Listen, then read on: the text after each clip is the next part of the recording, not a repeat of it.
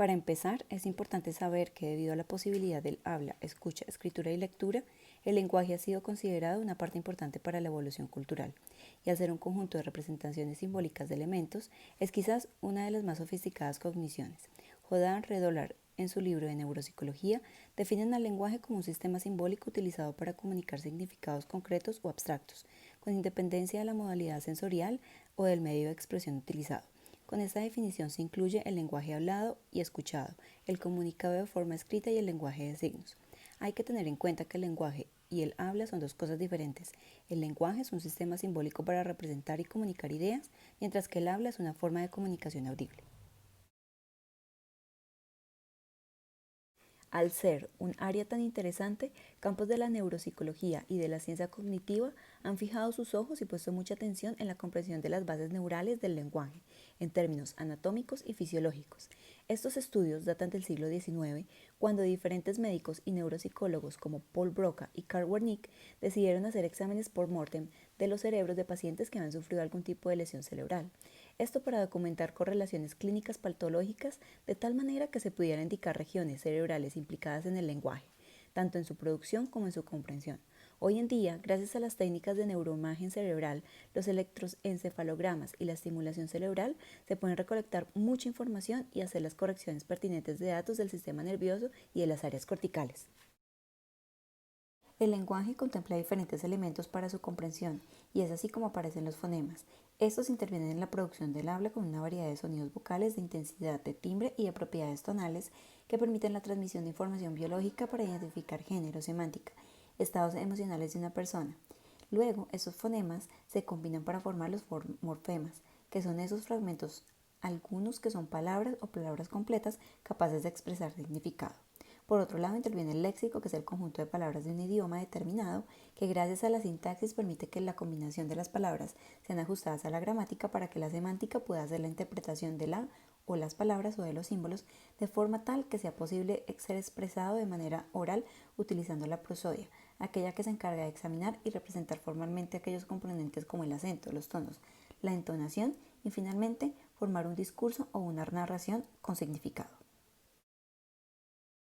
Ahora que entendimos los elementos que intervienen en el lenguaje, vamos a mirar un poco anatómicamente cómo se compone. Norman Geschwind y Walter Levitsky, citados por Redolar, reflejaron en sus estudios asimetrías anatómicas significativas con relación al hemisferio derecho versus el izquierdo. Estas podrían afectar directamente la dinámica del lenguaje. Es claro que hay una lateralización principalmente en el hemisferio izquierdo, ya que se evidencia por su forma, constitución y mayor tamaño en áreas como el opérculo temporal, que incluye el plano temporal y los opérculos temparietal y frontal, y de algunas sustancias transmitoras corticales, como es el ejemplo de la distribución de aminoácidos como el GABA, y otros como la acetilcolina, la noradrenalina y la dopamina, que permiten la predominancia para la comprensión y producción del lenguaje oral y escrito. Además, intervienen las funciones sintácticas y léxicas, así como el análisis de datos que conforman un objeto. Sin embargo, el hemisferio derecho es importante a nivel perceptivo, ya que es superior al hemisferio izquierdo en la apreciación y en la manipulación de relaciones espaciales entre estímulos, la percepción global de los objetos, el procesamiento de reconocimiento visual de las expresiones. También simula muy bien el contenido emocional, la prosodia en expresiones positivas o negativas, y como dato curioso, estudios han comprobado que la percepción musical parece estar lateralizada en el hemisferio derecho. Según Godard y Redolar, hay evidencia experimental donde al recibir el input del lenguaje, esta información es enviada directamente al hemisferio izquierdo para su percepción, pero si es para la percepción de melodías, se hace directamente hacia el hemisferio derecho. Interesante, ¿verdad? Entre las áreas directamente relacionadas con el lenguaje encontramos el área de Broca, específicamente en la tercera circunvolución frontal.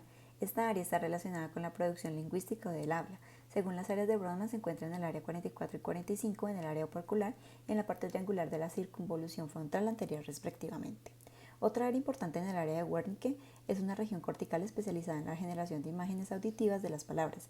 Esta es para permitir su comprensión y está localizada de acuerdo a las áreas de Brodmann en el área 22, en la parte posterior de la circunvolución temporal superior izquierda. De manera simplificada, la región anterior frontal se especializa en la producción del lenguaje, mientras que la región posterior temporal se especializa en la comprensión. Norman Geschwind, de la Universidad de Harvard, expuso que son 7 estructuras del hemisferio izquierdo para la comprensión del lenguaje, que llamó el modelo Wernicke-Geschwind, que son la corteza visual encargada y responsable del procesamiento visual de la información. Funciona muy bien para las preguntas leídas. El giro angular, que es un área sofisticada y asociada con la interpretación del lenguaje, la producción de oraciones y las frases con significado. También se implementa la corteza auditiva primaria, que sirve para las preguntas oídas.